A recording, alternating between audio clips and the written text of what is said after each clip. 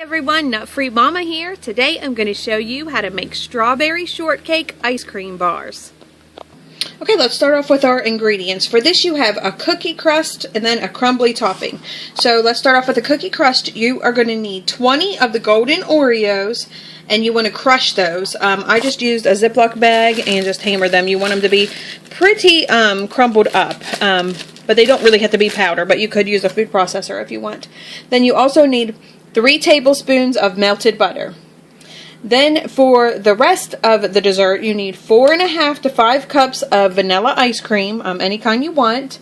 And then you need 2.5 cups of strawberry sorbet. It could be homemade or store-bought, however you want to do that. Then for the crumbled topping, we need 8 to 10 more Oreos crushed, but this time you want them to be in the bigger chunks. They don't have to be the fine powder. And then you need 4 tablespoons of freeze-dried strawberries. So if you can't find freeze-dried strawberries, you could just use strawberry jello, the powder. Okay, so our first step is you want to go ahead and line an 8x8 or 9x9 baking dish. I sprayed mine with cooking spray and then try to go ahead and put parchment paper or wax paper on there. And you want there to be an overhang so when you pull it out you can make your bars. You also need 1 tablespoon of softened butter for the crumbled topping. I'm not sure if I said that.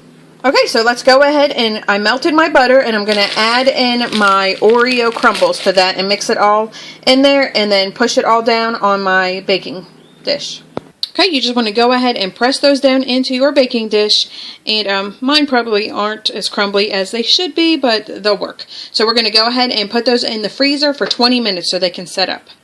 Okay, so while your crust is setting up in the freezer, you want to go ahead and take your 1 tablespoon of softened butter, and you're going to mix your other crumbs into that, the ones that aren't as thin, and you want to just go ahead and mix those in there and kind of rub them in so the butter gets all combined with the little crumble toppings. Okay, that looks good. You just want to go ahead and mix that by hand and form little pea-sized shapes with the butter and the cookies. So next we're going to go ahead and add in our freeze-dried strawberries. And you also want those to be in powder form. Okay, that looks pretty good. Now we're just going to set that to the side. Make sure that you left your ice cream and your sorbet out on the counter while you're doing all of this, because you want those to set out for 15 to 20 minutes. Okay, 20 minutes is up, so now I'm going to go ahead and add my first layer on here, which is going to be 2.5 cups of the vanilla ice cream, and just spread that evenly, and then we're going to stick it back in the freezer for 20 minutes.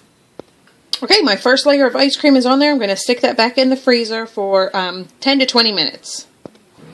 Okay, now we can add our layer of the strawberry sorbet, which is 2.5 cups.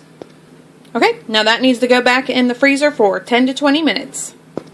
Okay, it's time to add our final layer, which is again the vanilla ice cream. You could do 2.5 cups to, or just 2 cups. It's whatever you want to fit in there. I'm going to try 2.5, but mine's getting pretty full. Okay, I was able to do the whole 2.5 cups. It's right to the tippy top of the line.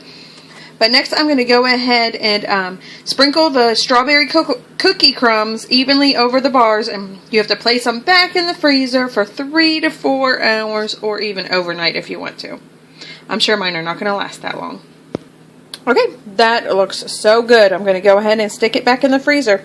I did kind of press mine down a little bit just to make sure they get in there and they stick after everything is frozen. Okay, mine has been in the freezer for 3 hours. I just pulled it out, and you just take your parchment paper and just lift it up from the sides to remove it from your baking dish. And now we're just going to let that sit out for about 10 minutes so the crust can soften a bit before we cut it into our bars and have a taste. Okay, that is all set up and all cut into little bars, and you can see the little layers through there. And they just look really yummy. So we're going to have taste tester have a little taste. I got him a little piece right here. Taste tester. Here you go. Have a little taste. It's frozen. Yum. Yummy. Do you like it? Okay, everyone, come back and see us again. Don't forget to like and subscribe. Don't forget to like and subscribe. Bye.